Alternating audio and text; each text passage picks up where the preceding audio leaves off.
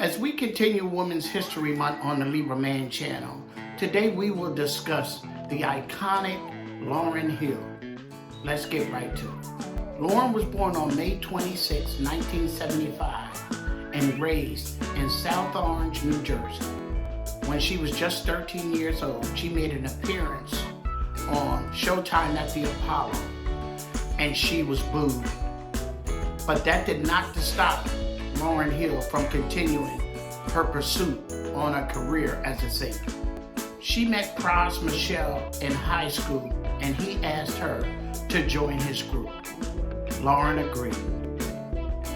The Haitian-American producer and songwriter took Lauryn under his wing.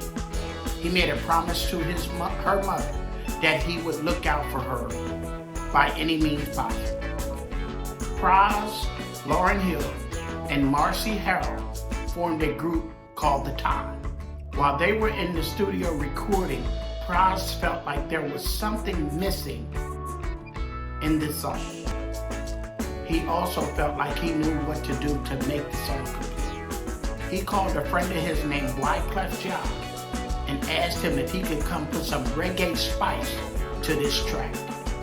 Wyclef agreed.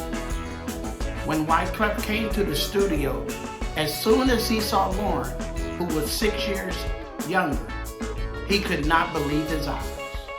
Pras immediately told Wyclef that she is off limits. He promised her family that he would look out for her through this music career, and that's what he was going to do. Wyclef said he was not going to try to pursue her. They recorded a song called Ride Little Boy Ride.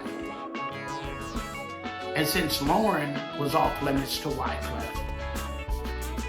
he began fooling around with Marcy instead. In 1987, Wyclef met a student called Marie Claudinette. She was older than him. She was a gospel singer and a model. Wyclef's first recorded song actually came from her. Although he really liked her, he charged her to produce her album because at the end of the day, he said this was business. She believed in him and his musical ambitions. Wyclef signed a solo deal in 1987, but he still continued to produce records for his friends. Marcy left the group in 1990 and became a star. She became a star on Broadway. Pras and Lauryn continued to make music. Wyclef started mentoring Lauryn. He helped her in her rapping and even writing songs. Lauryn returned to her acting groups and landed a role on the soap opera As the World Turns. Once graduating from high school, Lauryn had more time to focus on her real passion, which was music. Wyclef, Lauryn, and Pras joined together to become the Fugees. Lauryn landed a role in the 1993 film Sister Act 2. They released the album in 1994 called Blunted in Reality. The Fugees became an underground success due to that album, even though sales were very low. They started traveling all over the world, and Wyclef and Lauryn started having a relationship. Claudinette was still in the picture though. And in 1994, Wyclef and Claudinette became married. Lauryn attended the ceremony, and she was very respectful throughout the proceedings. Their second album, The Score, was released in 1996. This album went 6 times platinum, and the Fugees collected 2 Grammy Awards. Critics then suggested that Lauryn should leave the group. Lauryn remained loyal. Even when Pepsi wanted to do a solo commercial with Lauryn alone, Lauryn said she would not do the commercial without the rest of the members of the group. When they went back on the road, Wyclef and Lauryn started seeing each other again, despite Wyclef being married. Lauryn met Rohan Marley while on tour in 1996. Lauryn became pregnant by Rohan in 1997.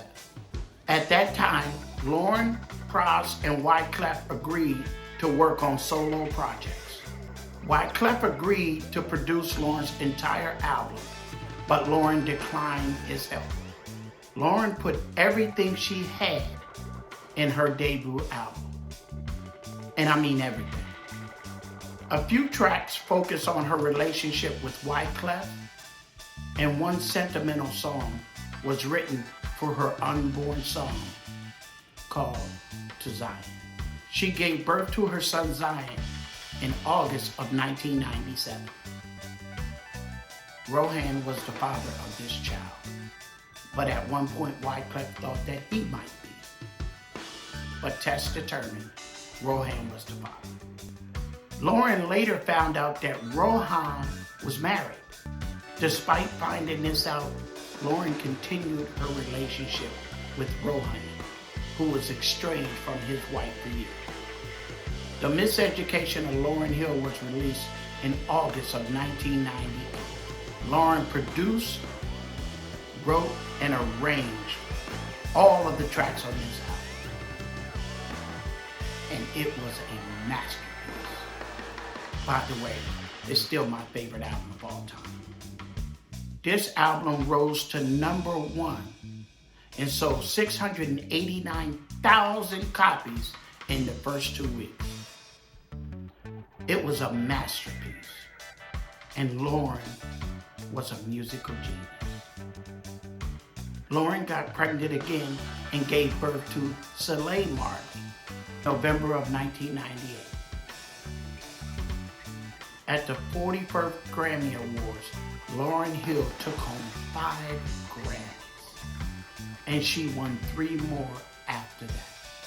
Lauryn started juggling her career, being a mother, and her relationship, and she was very unhappy. She couldn't take a break from her career because she supported several of her family members. When she went on tour in 1999, she realized she could not hit certain notes from the Miseducation of Lauryn Hill. She realized then that when a woman is pregnant, they can hit certain octaves in their voices that they can't do when they're not pregnant. And that album was made while she was pregnant. When she returned from tour, she also found out that Rohan had been cheating on her. Lauryn then broke up with him finally. Lauryn took a brief hiatus and then resurfaced in 2001.